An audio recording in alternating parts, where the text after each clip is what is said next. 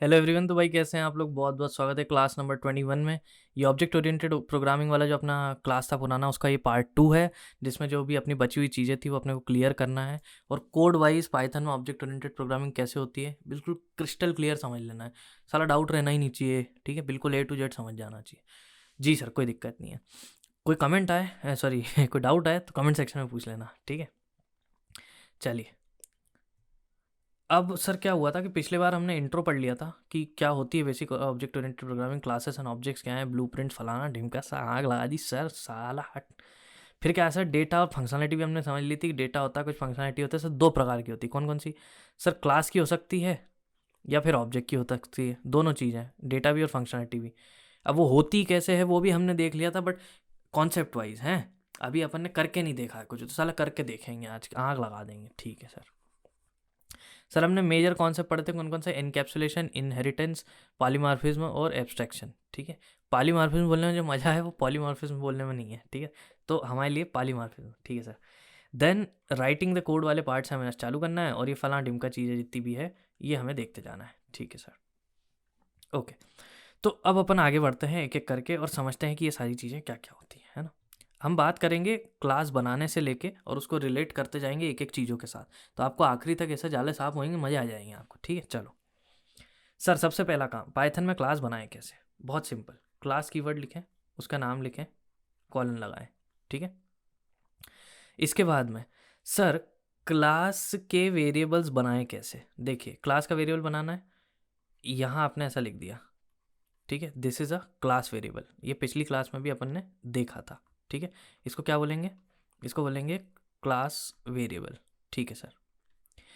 अब sir object वाले variables बनाएं कैसे? उसके पहले हमें कहानी समझनी पड़ेगी कि ऑब्जेक्ट बनता कैसे है, ठीक है? ओके। अब हम ये कहानी समझना चालू करते हैं सबसे पहले, ठीक है? चलो देखिए, मान लो अगर आपको कोई बिल्डिंग बनवानी है, क्या बनवानी है? बिल्डिंग बनवानी है। बिल्डिंग बनवाने के लिए सर हम क्या करते हैं? हम सर फ़ोन लगाते हैं कंस्ट्रक्टर को। किसको? कंस्ट्रक्टर को, है ना? बिल्डर भी बोलते हैं उसको अपन। कंस्ट्रक्टर को फ़ोन लगाते हैं, उसको बोलते हैं ब्रो बिल्डिंग बनानी है, बना देगा क्या? ठीक है, वो बोलता है चल भाई बना देता हूँ, कोई दिक्कत नहीं है ना? तो अब उसने क्या किया, तुम्हारे लिए बिल्डिंग बना दी। अब बिल्डिंग बनाने के लिए तुमको जगह चाहिए होगी, हवा में तो बनाओगे नहीं साले, ज़मीन पे ही बनाओगे ना। तो प्लाट चाहिए होता है बेसिकली, उसको प्लॉट बोलते हैं, अपन अपन क्या बोलेंगे? प्लाट है। तो प्लॉट चाहिए होगा आपको, जहाँ पे आप वो बिल्डिंग जो है खड़ी कर सको, ठीक है?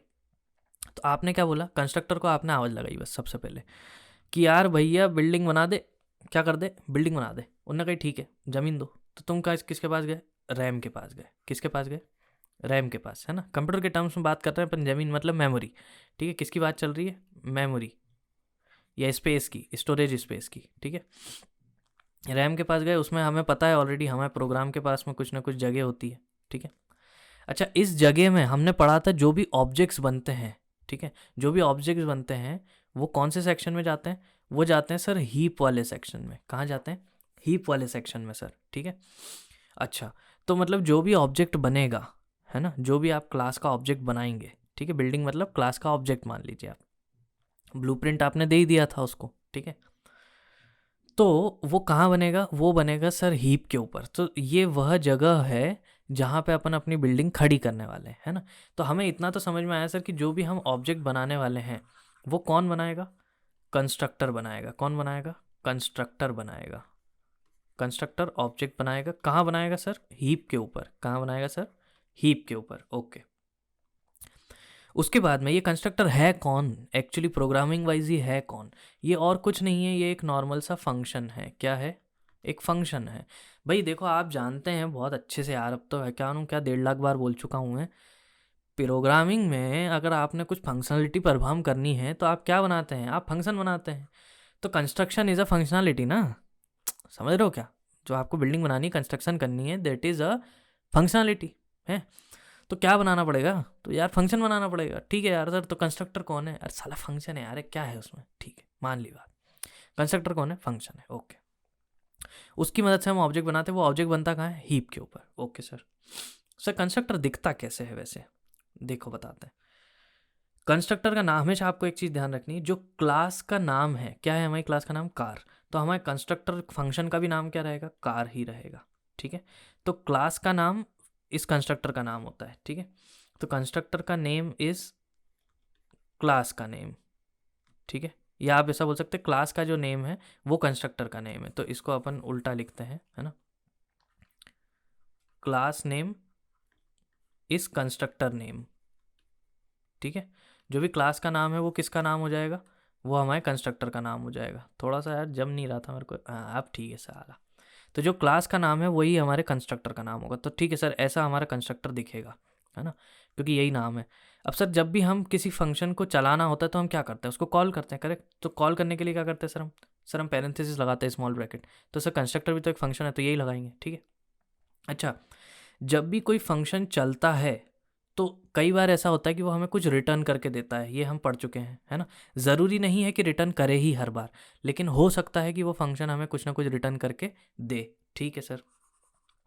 तो अगर हमने एक ऐसा कंस्ट्रक्टर को कॉल किया तो ये क्या करेगा, और इसको हमने डाला मान लो एक ऑब्जेक्ट में C1 नाम से, ठीक है, मतलब एक वेरिएबल में। तो इसने क्या किया, जो हमारी हीप मेमोरी थी, आप जानते हैं ऑलरेडी ऐसे हीप मेमोरी होती है ना, स्टैक मेमोरी भी होती है, ठीक है, नीचे हमारा कोड वाला एरिया होता है, ठीक है। तो ये जो C1 है, ये C1 कहाँ बना होगा, यहाँ पे, ठीक है, स्टैक में। C1 कहाँ बनेगा, स्टैक में। और हीप में आपने किसको बना रखा है, इसको सॉरी अपन यहाँ लिख लेते हैं, हीप इधर लिख दो, ठीक है। यहाँ पे आपने क्या बना लिया, यहाँ पे हमने सर बना लिया ऑब्जेक्ट हमारा, ठीक है, हीप के अंदर। और जो C1 है वो पॉइंट कर रहा है ऑब्जेक्ट को, किसको पॉइंट कर रहा है, ऑब्जेक्ट को। तो एक तरह से मान लीजिए C1 को आपने एड्रेस दे दिया ऑब्जेक्ट का कि हीप के ऊपर ऑब्जेक्ट रखा कहाँ है, ठीक है, क्या दे दिया आपने C1 को, एक तरह से ऑब्जेक्ट का एड्रेस दे दिया कि ऑब्जेक्ट कहाँ रखा हुआ है, ठीक है।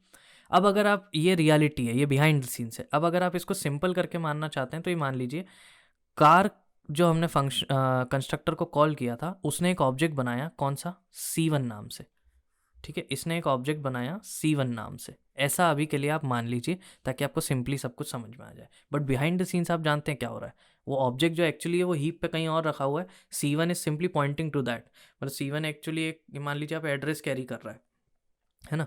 अब जो कुछ टर्म्स होती हैं इसको समझाने के लिए, जो लोग C++ बैकग्राउंड से आते हैं वो समझ पाएंगे, पॉइंटर्स नाम से एक चीज़ होती है, ठीक है, वो बट मैं अभी यहाँ पे स्पेसिफाई नहीं कर सकता बिकॉज दैट इज़ पाइथन, मतलब हम पाइथन के बारे में बात कर रहे हैं, दैट इज़ C++, सो इसलिए उसकी बात नहीं करूँगा, बस आप इतना समझ लीजिए कि C1 इज़ द ऑब्जेक्ट, कौन सी क्लास का, कार क्लास का। कैसे बनाया, कंस्ट्रक्टर की मदद से, ठीक है सर।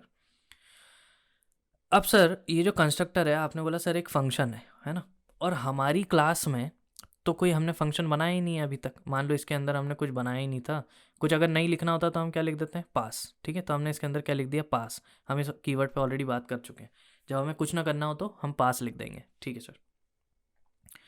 तो सर क्या होगा एक्चुअली, एक्चुअली सर ये होगा, हम खाली नहीं छोड़ सकते हैं ना, उसको पास लिखना जरूरी, ओके। तो आपने बोला कि सर हमने कार नाम का कंस्ट्रक्टर जो है वो एक फंक्शन है आपने बोला, और वो फंक्शन हमने बनाया ही नहीं है। देखो ना क्लास के अंदर कहाँ बनाया मैंने फंक्शन, तो फिर वो आया कहाँ से।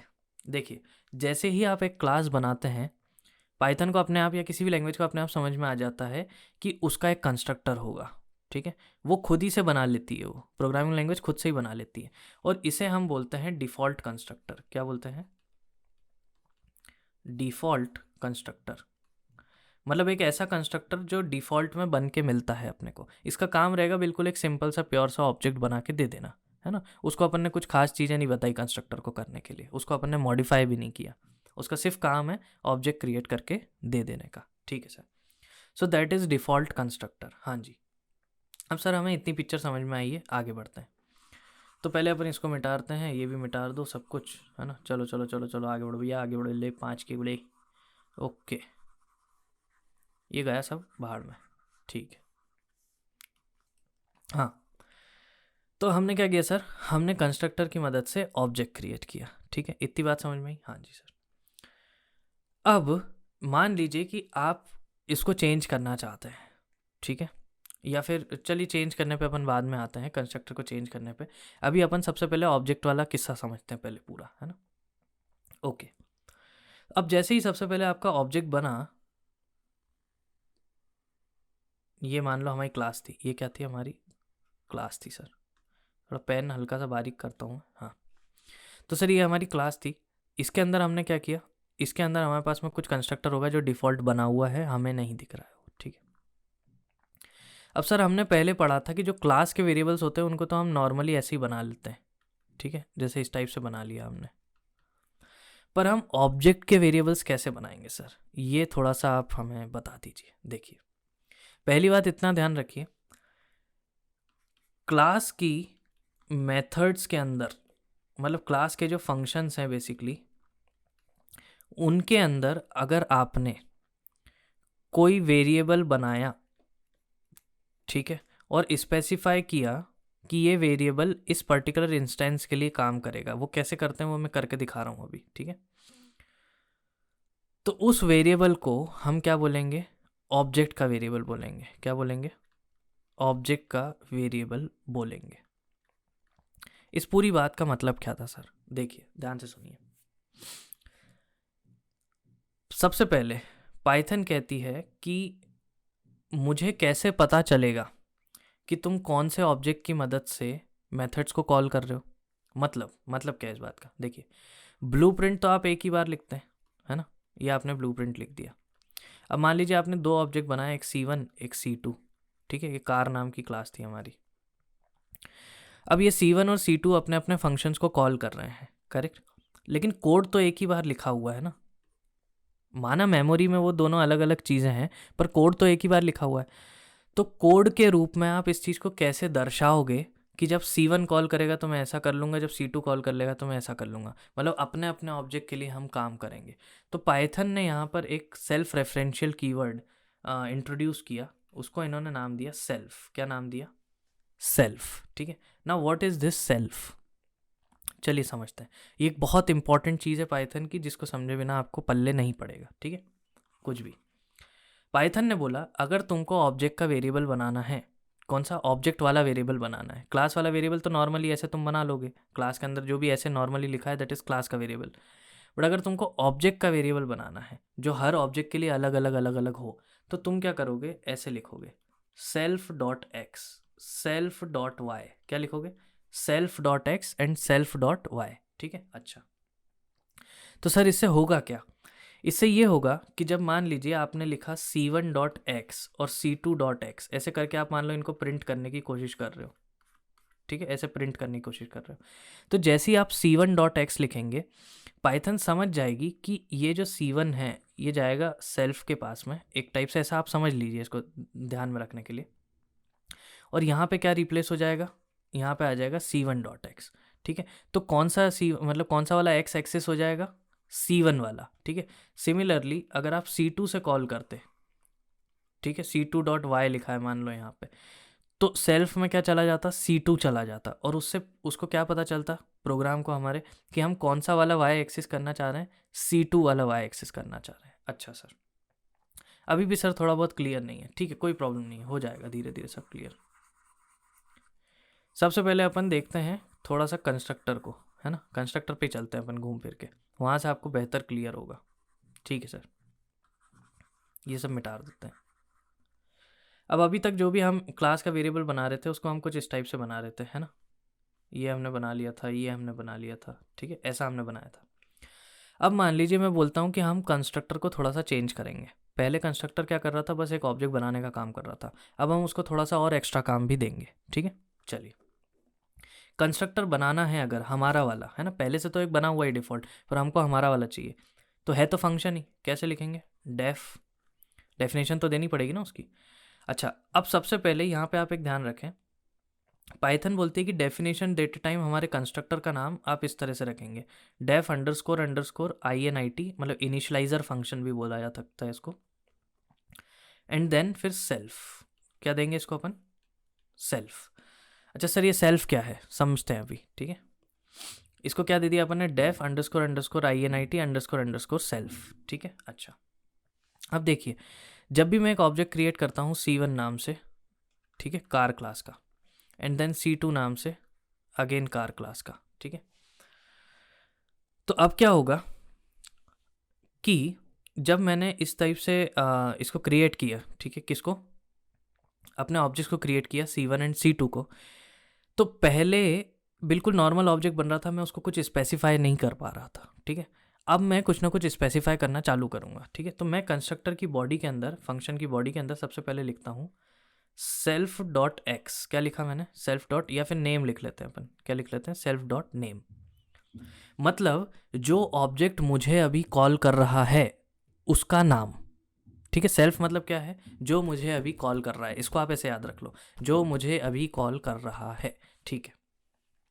सबसे पहले हमने लिखा C1 है ना, और इस टाइप से कंस्ट्रक्टर चलाया, ओके। कंस्ट्रक्टर चलाने के बाद में यहाँ पर अपन एक और वेरिएबल ले लेते हैं, मतलब पैरामीटर ले लेते हैं। फंक्शन है तो पैरामीटर तो ले ही सकते हैं। पहला पैरामीटर कौन सा रहेगा, हमेशा सेल्फ। इससे क्या पता चलता है, इससे ये पता चलता है कि ये एक ऑब्जेक्ट की मेथड है या फिर ऑब्जेक्ट का फंक्शन है। ये सेल्फ लिखने से क्या पता चलेगा कि एक ऑब्जेक्ट का फंक्शन है, ठीक है। मतलब सर अगर हमने ऐसा फंक्शन बनाया क्लास के अंदर जिसमें सेल्फ ना लिखें एज फर्स्ट पैरामीटर, तो वो नॉर्मल हो जाएगा, मतलब वो नॉर्मल क्लास का फंक्शन हो जाएगा। हाँ जी बिल्कुल, जिस पे अभी अपन आने वाले हैं, ठीक है। सारी चीज़ें रिलेट हो जाएगी, परेशानी की बात नहीं है, घबराने की बात नहीं है, ठीक है, ओके। तो ऑब्जेक्ट की मेथड की अपन बात कर रहे हैं ना। हमने पहला पैरामीटर कौन सा लिखा हुआ है, सेल्फ, जो कि एक कीवर्ड है, ठीक है। तो जब हमने ऐसे C1 करके और कार क्रिएट किया, अब इसको एक और पैरामीटर चाहिए, तो मैंने नाम दे दिया C1 OBJ। क्या नाम दे दिया, C1 OBJ। मतलब कुछ नहीं है कि ये स्ट्रिंग है, ठीक है। अब क्या होगा सर, जैसे ही ये कंस्ट्रक्टर चलेगा, कंस्ट्रक्टर चलने पे आप कौन सा ऑब्जेक्ट क्रिएट करेंगे, C1, ठीक है। और आपने इसके अंदर असाइन कर रखा है नेम नाम का जो ये पैरामीटर है, इसको आप वैल्यू इसकी उठा के काय में डाल रहे हो, सेल्फ डॉट नेम के अंदर। किसके अंदर, सेल्फ डॉट नेम के अंदर। अच्छा सर, तो सर ये क्यों किया हमने, देखिए ये जो नेम नाम का वेरिएबल है, सबसे पहले ये तो एक लोकल वेरिएबल होगा इस फंक्शन का, करेक्ट, ये हम जानते हैं। तो ये फंक्शन जैसे ही खत्म होगा, मतलब कंस्ट्रक्टर जैसे ही कल चल के खत्म होगा, ये नेम नाम का वेरिएबल तो डिलीट हो जाएगा। पर हम ऐसा चाहते थे कि हम जो नाम दे रहे हैं अपने ऑब्जेक्ट को क्रिएट करते टाइम, ठीक है, वो नाम परमानेंट रहे। दैट मीन्स जब तक ऑब्जेक्ट जिंदा है, कभी भी हो सकता है कि हमको उस नाम की ज़रूरत पड़ जाए। तो अगर हमने लोकल वेरिएबल बना दिया और उसमें हमने नाम स्टोर कर दिया, तो प्रॉब्लम हो जाएगी। क्यों, क्योंकि वो जैसी कंस्ट्रक्टर खत्म होगा, लोकल वेरिएबल खत्म हो जाएगा और हमारे पास नाम बचेगा ही नहीं। तो हमें ऑब्जेक्ट का वेरिएबल बनाना पड़ेगा। कौन सा वेरिएबल बनाना पड़ेगा, ऑब्जेक्ट का वेरिएबल। इसका मतलब जब तक वो ऑब्जेक्ट जिंदा रहेगा, जब तक वो ऑब्जेक्ट मेमोरी में रहेगा, तब तक उसका वेरिएबल भी जिंदा रहेगा। तो वो कैसे बनाएंगे, हम लिखेंगे सेल्फ डॉट नेम, ठीक है, सेल्फ डॉट नेम। तो जब हमने यहाँ से कंस्ट्रक्टर चलाया ऐसे कार वाला और हमने लिखा C1, तो ये कंस्ट्रक्टर आएगा दौड़ दौड़ के किसके पास, अपनी डेफिनेशन के पास। किसके पास आया, डेफिनेशन के पास। इसने सेल्फ नाम का जो कीवर्ड था उसके अंदर सबसे पहले अभी के लिए रेफरेंस डाला C1 का। किसका डाला, C1 का। मतलब इसने सेल्फ को बताया कि अभी मुझे किसने कॉल किया है, ये कंस्ट्रक्टर मैं किसके लिए चला रहा हूँ, C1 नाम के वेरिएबल के लिए या C1 नाम के ऑब्जेक्ट के लिए, ठीक है, ओके सर। तो इसने क्या किया, इसके अंदर जहाँ जहाँ पे सेल्फ लिखा था उसको मान लिया C1, ठीक है। तो अब ये नेम किसका हो चुका है, C1 का नेम हो चुका है, ठीक है। अभी एक लोकल वेरिएबल नहीं है, ये एक ऐसा वेरिएबल है जिसको आप पूरी क्लास में कहीं भी यूज़ कर सकते हैं। ये कंस्ट्रक्टर ख़त्म भी हो जाएगा, फिर भी ये वेरिएबल डिलीट नहीं होने वाला। ये सिर्फ और सिर्फ कब डिलीट होगा, deletes when object is deleted, ठीक है। तो जितने भी आप ऐसे वेरिएबल्स बनाएंगे जिनका नाम आप रखते हैं सेल्फ डॉट फलाना, सेल्फ डॉट ढिमका, सेल्फ डॉट ये, सेल्फ डॉट वो सभी के सभी कब डिलीट होंगे, जब वो ऑब्जेक्ट डिलीट होगा, ठीक है। इस बात को आप ध्यान रखें। तो सर क्या हुआ, यहाँ पे सर सेल्फ लिखा हुआ था, ठीक है। उस सेल्फ में उठ के कौन आ जाएगा सर, उस सेल्फ में उठ के आगे मान लो अभी के लिए C1। ऐसे उठ के नहीं आता है अब, और उसको मैं उस भाषा में समझा भी नहीं सकता। तो अभी के लिए आप मान लीजिए कि उठ के आ गया है ना, और सेल्फ की जगह क्या हो गया, C1 हो गया। तो C1 का जो नेम है उसमें क्या चले जाएगा, ये नेम नाम का जो वेरिएबल है इसकी वैल्यू। इसी को हम डायरेक्टली यूज़ क्यों नहीं कर सकते थे, क्योंकि ये लोकल वेरिएबल है, ये फंक्शन खत्म होते से ही हट जाएगा, डिलीट हो जाएगा, कंस्ट्रक्टर खत्म होते ही डिलीट हो जाएगा।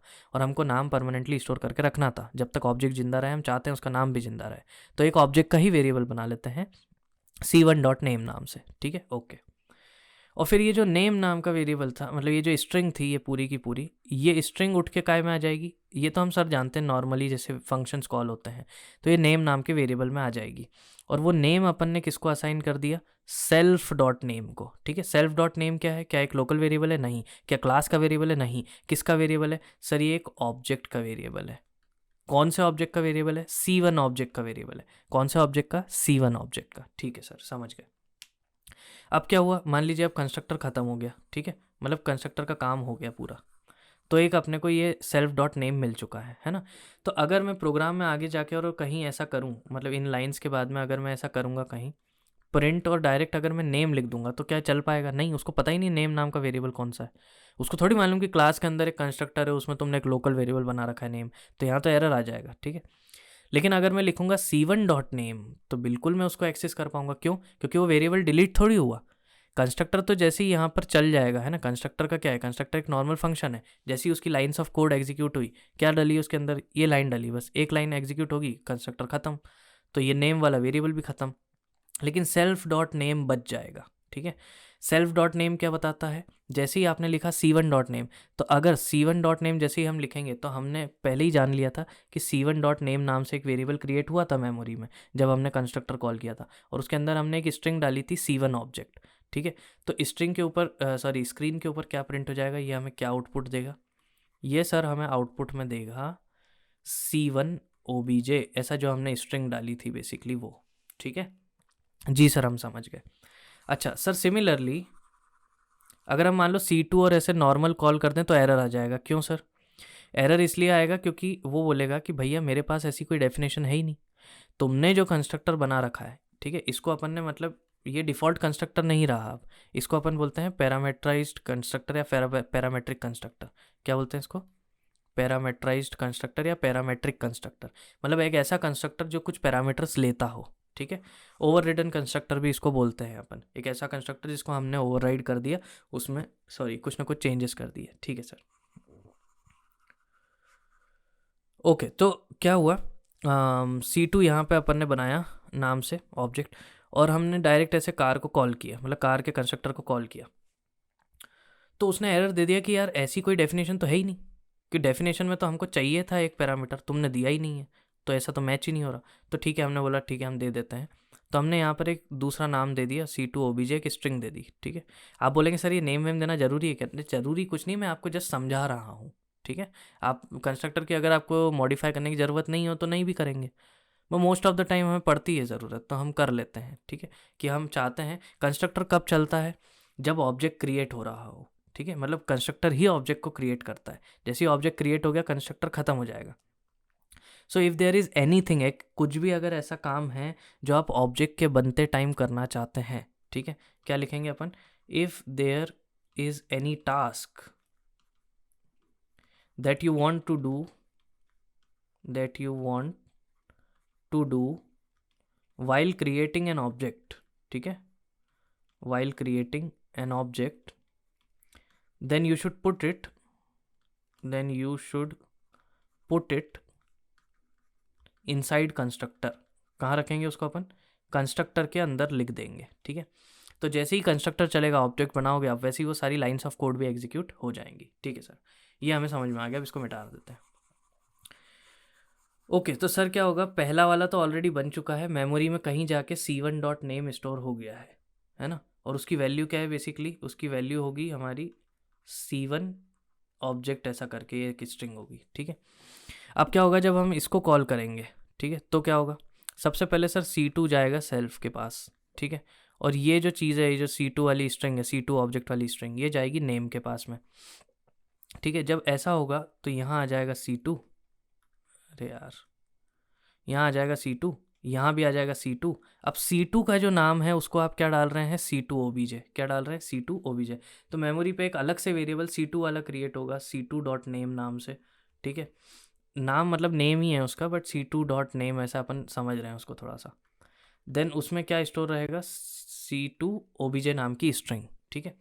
तो अब आपने देखा कि हमने कंस्ट्रक्टर की मदद से अलग अलग ऑब्जेक्ट को अलग अलग डेटा दिया, ठीक है। लेकिन ब्लूप्रिंट में हमको सिर्फ क्या लिखना पड़ा? ब्लूप्रिंट में अपने को ऐसा लिखना पड़ा क्या? C1 dot name, C2 dot name. अगर ऐसा लिखना पड़ता तो क्या ही मतलब था? क्योंकि फिर मान लो अपने को 150 ऑब्जेक्ट बनाने, तो क्या C1 से C50 डॉट नेम लिखोगे क्या? नहीं कर सकते।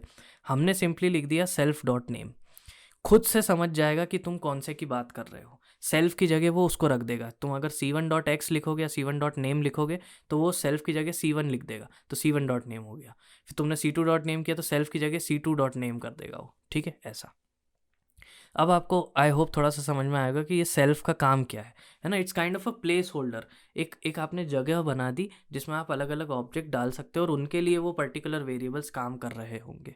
तो खुद से समझ जाएगा कि अच्छा अभी मैं C1 वाला नेम हूँ, अच्छा अभी मैं C2 वाला नेम हूँ। समझ गए? ठीक है। So these are different constructors से हमने अलग अलग ऑब्जेक्ट्स बना लिए। ठीक है सर, तो इतना तो हमें समझ में आया कि सेल्फ डॉट करके जितने भी हम वेरिएबल्स बनाएंगे वो सब किसके वेरिएबल्स होंगे? वो होंगे ऑब्जेक्ट के वेरिएबल्स। अब सर हमें एकदम क्लियर है कि ऑब्जेक्ट का वेरिएबल क्या होता है। ठीक है, ऑब्जेक्ट वेरिएबल क्या होता है। ओके सर, तो हमें ऑब्जेक्ट वेरिएबल समझ में आ गया, हमें सर क्लास के वेरिएबल्स भी समझ में आ चुके हैं, है ना। ठीक है, अब इसको एक बार प्रैक्टिकली करके देखते हैं। चलिए, तो मैंने क्या किया, पहले मैं इसको हटा देता हूँ। ठीक है, यहाँ पे आया मैं, यहाँ पे अपन पहले कंस्ट्रक्टर बनाते हैं। ठीक है, कंस्ट्रक्टर बनाया। अच्छा, क्लास के वेरिएबल्स हम कहाँ लिखेंगे? कंस्ट्रक्टर बनाने से पहले। ठीक है, कंस्ट्रक्टर बनाने से पहले हम क्लास के वेरिएबल्स लिख लेंगे। मतलब सर, मतलब कुछ इस तरीके से, जैसे कि यहाँ पर मैंने x5 लिख दिया। अच्छा सर, बाद में लिखेंगे तो देखते हैं। अभी अब मैंने लिखा डेफ अंडरस्कोर INIT। ठीक है, खुद ही दे देगा वो सब। सर ये आगे क्या आ गया एकदम से? अरे परेशान मत हो, वो टाइप्ड पाइथन की चीज़ें हैं, वो अपन करेंगे आगे। ठीक है, घबराने वाली कोई बात नहीं है। इसको अभी मैं हटा दे रहा हूँ। ठीक है, ओके। और सर इसके अंदर पहले से पास लिखा हुआ है, पास को हम हटा देंगे। यहाँ पे हम लिखेंगे सेल्फ डॉट नेम नाम से एक हम वो बना लेते हैं ऑब्जेक्ट का वेरिएबल, और इसमें हम एक ये जो नेम लोकल वेरिएबल होगा ये डाल देंगे। तो सर उसको पहले बनाना भी तो पड़ेगा। हाँ ये लो ना।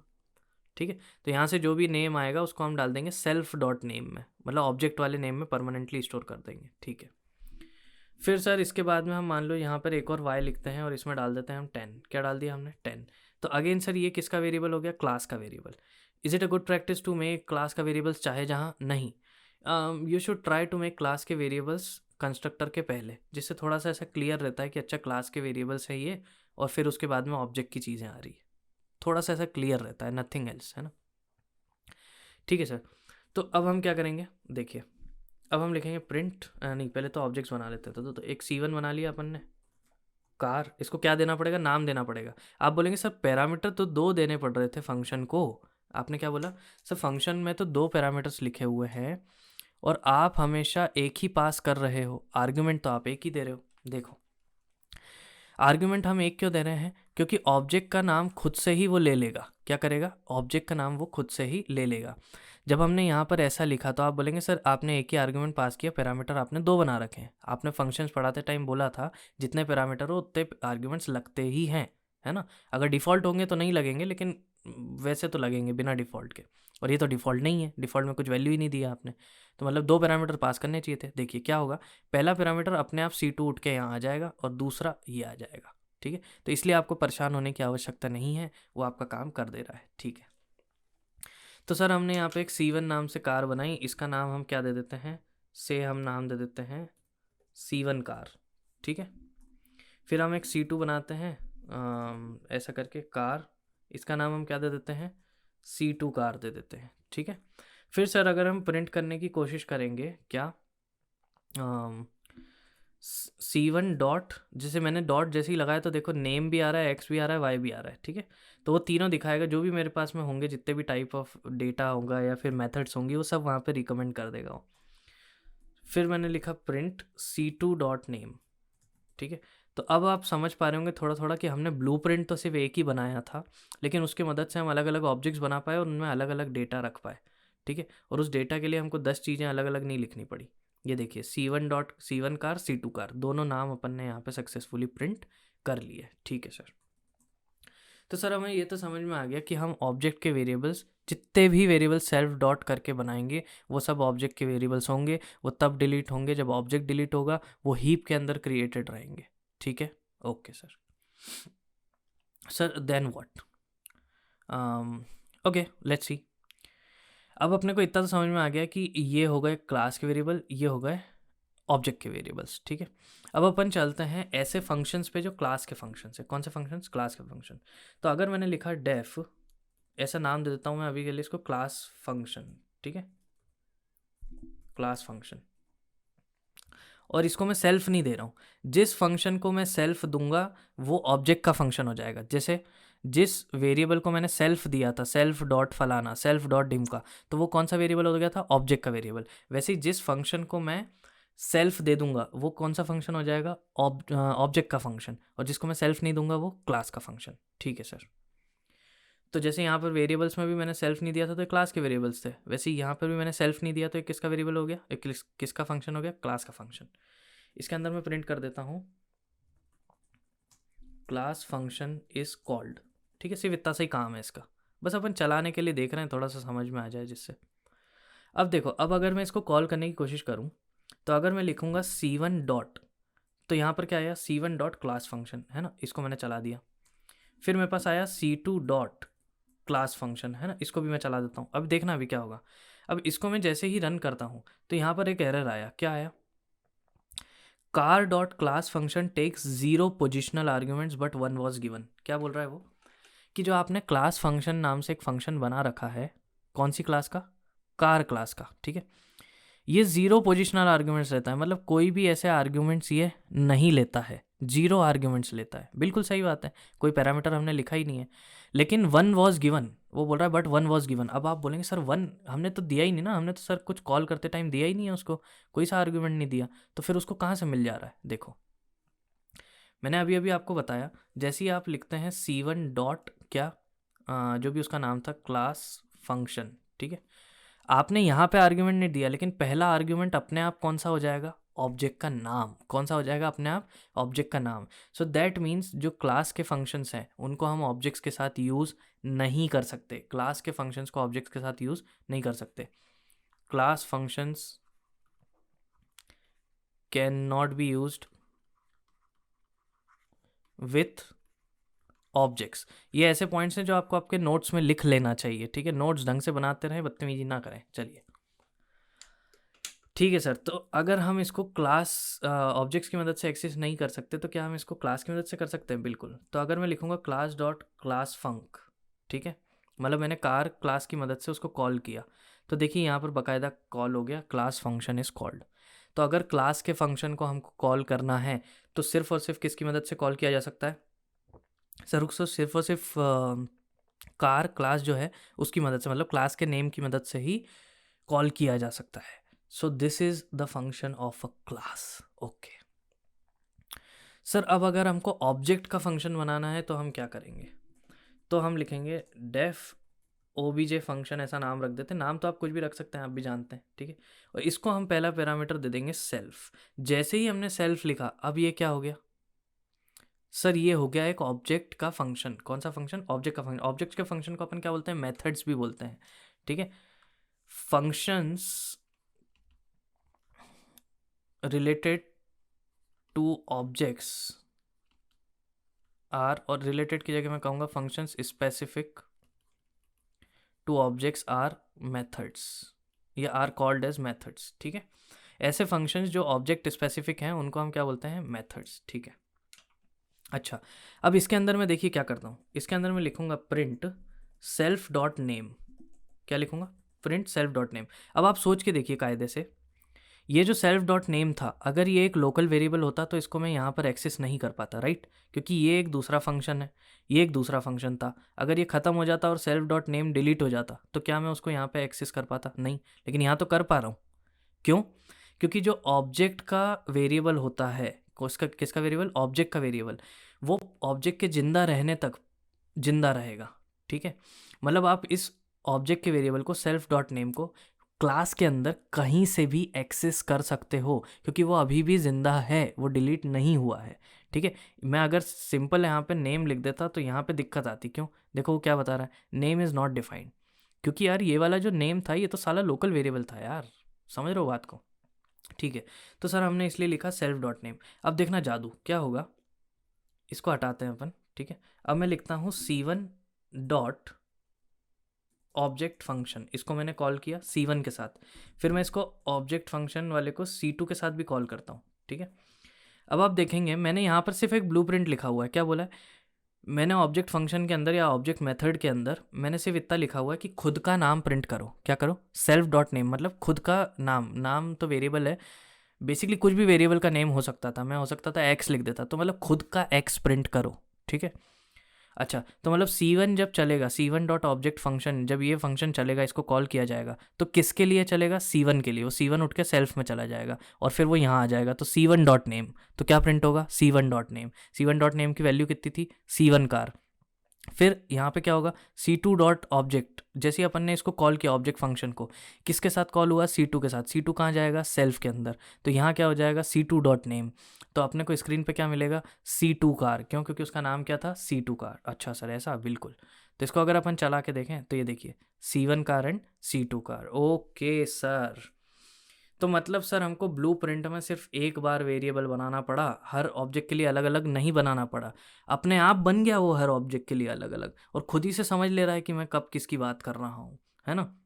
वैसे ही मुझे फंक्शन की डेफिनेशन भी हर ऑब्जेक्ट के लिए अलग अलग नहीं लिखनी पड़ी, एक डेफिनेशन लिखी, उसी की मदद से मैंने दोनों के नाम प्रिंट कर लिए। सर गजब बात है, तो काम की चीज़ हो गई। बिल्कुल यही तो करना था, ऑब्जेक्ट ओरिएंटेड प्रोग्रामिंग का टारगेट ही यही है। ब्लूप्रिंट बनाओ साले, 10 ऑब्जेक्ट 50 ऑब्जेक्ट कितने बना लो, सबके लिए वो चीज़ काम करेगी। ओके, अब हमको क्रिस्टल क्लियर है सर, क्लास के वेरिएबल्स, क्लास का फंक्शन, ऑब्जेक्ट के वेरिएबल्स, ऑब्जेक्ट का फंक्शन। ठीक है, ऑब्जेक्ट के फंक्शन को हम मेथड भी बोलते हैं। अच्छा, अगर इसमें आपको और कुछ पैरामीटर्स चाहिए तो कॉमा लगा के जैसे हम नॉर्मली लेते हैं वैसे आप ले सकते हैं, कुछ भी। ठीक है, डजेंट मैटर, वो बाकी सब फंक्शंस की तरह ही काम करता है। बस इतना ही ध्यान रखना है आपको, ऑब्जेक्ट की जो मेथड है, मतलब ऑब्जेक्ट का जो फंक्शन है, उसमें पहला कीवर्ड सेल्फ होना चाहिए। ठीक है, पहला पैरामीटर सेल्फ होना चाहिए, तभी वो पता चलेगा कि ऑब्जेक्ट का है। ओके, तो सर हमें क्या क्या चीज़ें क्लियर हो गई? हमें सर ये पूरा पिक्चर क्लियर हो गया कि कंस्ट्रक्टर क्या होता है। अच्छा, एक और चीज़ देख लीजिए आप, जैसे कंस्ट्रक्टर होता है ना, वैसे ही एक होता है डिस्ट्रक्टर। क्या होता है? डिस्ट्रक्टर। तो मतलब जब आपका ऑब्जेक्ट डिलीट हो रहा होगा, है ना, मतलब जब आपके ऑब्जेक्ट का काम ख़त्म हो जाएगा, प्रोग्राम बंद हो रहा होगा, तो वो आपके ऑब्जेक्ट को मेमोरी से डिलीट करेगा। तो मैम, अगर बनाने का काम किसी का था, किसी फंक्शन का था, तो डिलीट करने का काम भी तो किसी फंक्शन का होगा ना। तो जिस फंक्शन का काम रहता है उस ऑब्जेक्ट को डिलीट करना, उसको बोलते हैं डिस्ट्रक्टर। तो हर ऑब्जेक्ट का अपना खुद का एक कंस्ट्रक्टर भी होता है और डिस्ट्रक्टर भी होता है। ठीक है, कंस्ट्रक्टर ने उसको बनाया रहता है, डिस्ट्रक्टर उसको डिस्ट्रॉय करता है। ठीक है, ओके सर। तो सर डिस्ट्रक्टर पे अपन क्या करेंगे? डिस्ट्रक्टर पे अपन ज़्यादा चर्चा नहीं कर रहे हैं। देखिए मैं आपको एक चीज़ बता देता हूँ, डेफ अंडरस्कोर अंडरस्कोर डेल अगर आप लिखेंगे, कहाँ गया वो, एक मिनट, डिस्ट्रक्टर का तो देख लेते हैं यार, मैं भी भूल गया, कभी डिस्ट्रक्टर यूज़ नहीं होता। ठीक है, डिस्ट्रक्टर बाकी लैंग्वेजेस में अपन काफ़ी यूज़ करते हैं क्योंकि अपने को मेमोरी खुद से फ्री करनी होती है। बट द पॉइंट इज़ कि पाइथन में हमें हैंडल नहीं, अच्छा डेल ही तो नाम है, then why it is not showing up. But Python में क्या होता है कि हमें वो चीज़ करने की ज़रूरत नहीं पड़ती है। ठीक है, क्या नहीं पड़ती है? हमें ऑब्जेक्ट को एक्सप्लिसिटली डिलीट करने की ज़रूरत नहीं पड़ती है, या हमें उसकी मेमोरी फ्री करने की ज़रूरत नहीं पड़ती है। पाइथन में ये सारी चीज़ें हमारे लिए पहले से की हुई रहती है। ठीक है, memory management is already available, garbage collection is already available in Python. ठीक है, वो लैंग्वेज खुद से ही कर लेती है। तो देखिए मान लीजिए डिस्ट्रक्टर के अंदर मैं ऐसा लिख दूँ, अगर print destructor, destructor is called. ठीक है, कैसे बनाया अपन ने डिस्ट्रक्टर? Underscore del. ठीक है, ठीक है। और फिर अगर मैं इसको रन करता हूँ तो आप देखेंगे यहाँ पे तो पहले प्रिंट हो जाएंगे इन दोनों के नाम। ठीक है, लेकिन आखिरी में क्या होगा वो देखिए, C1 car C2 car print हो गया, देन 2 बार अपने को प्रिंट मिला destructor is called, destructor is called. क्यों? क्योंकि सर जब प्रोग्राम खत्म होगा तो हमारे पास 2 ऑब्जेक्ट थे, C1 एंड C2, उनको मेमोरी से डिलीट किया होगा। डिलीट करने का काम किसका था? डिस्ट्रक्टर का, जो कि ये फंक्शन है। अपन ने उसको थोड़ी सी और फंक्शनैलिटी दे दी है ना, उसकी जो फंक्शनैलिटी है उसको अपन ने ऐसे चुराया नहीं है उससे। ठीक है, वो तो कर ही रहा है, डिलीट करने का काम तो वो कर ही रहा है, साथ साथ वो एक और चीज़ प्रिंट भी कर देगा, डिस्ट्रक्टर इज कॉल्ड। तो सिंस 2 ऑब्जेक्ट डिलीट हुआ तो 2 बार क्या प्रिंट हो गया? Destructor is called, destructor is called. ठीक है, चलिए। तो सर हमें ये समझ में आ गया कि कंस्ट्रक्टर होता है, डिस्ट्रक्टर होता है ना, बहुत सारी चीज़ें रहती है, हमें समझ में आ गई। अब सर अब आगे देखते हैं, पहले अपन चलते हैं, अपन ने कहाँ तक कर लिया वो देख लें एक बार। कंस्ट्रक्टर डिस्ट्रक्टर हो चुका है, class and instance variables and functions भी आपको समझ में आ चुके हैं कि मेथड्स क्या होती हैं और क्लास के फंक्शंस क्या होते हैं। ठीक है sir, now what is the next thing? Writing code we have already done, है ना।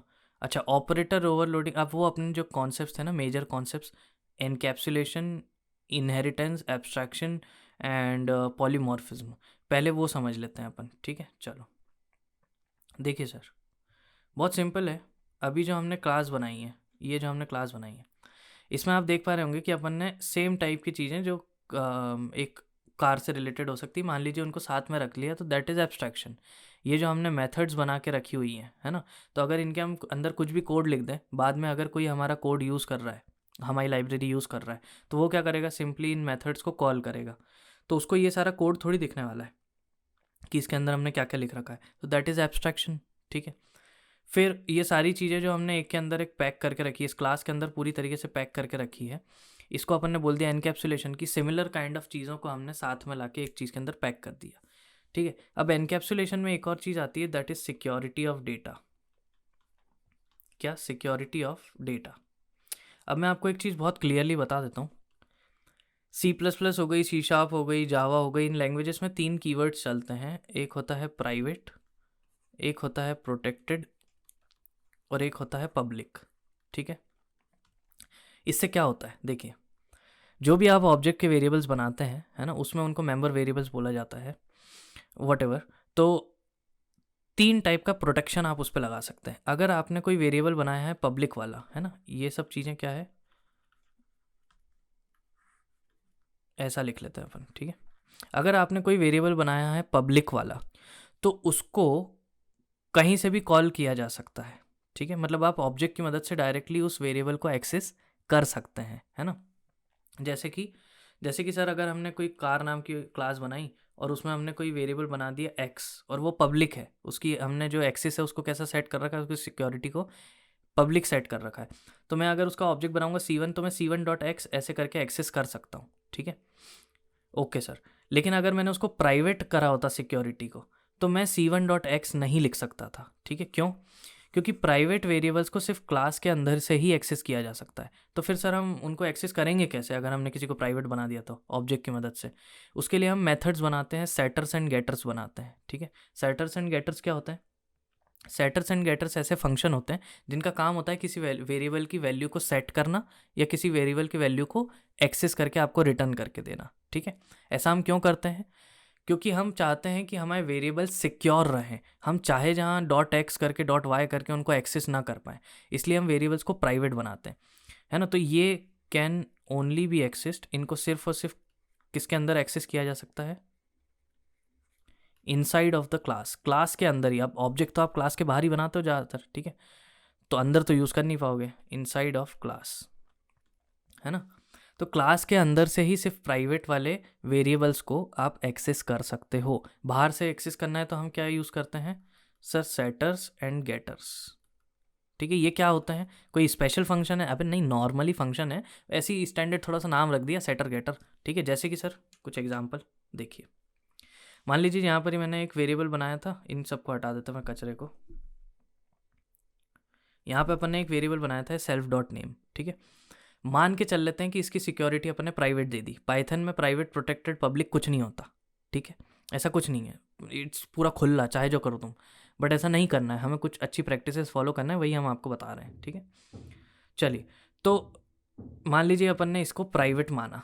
ठीक है, कि हम चाहते हैं इसको चाहे जहाँ से जैसे भी एक्सेस ना किया जा सकता, मतलब C1.name C2.name ऐसे एक्सेस ना किया जाए। ठीक है, तो इसका कोई तरीका तो है नहीं पाइथन में, तो हम उसके लिए क्या करेंगे? ठीक है, अभी के लिए मान लेते हैं कि ऐसा कोई तरीका होगा और हम एक्सेस नहीं कर सकते इसको। ठीक है, तो हम क्या करते हैं, सबसे पहले तो इसका एक सेटर बनाएंगे। क्या बनाएंगे हम?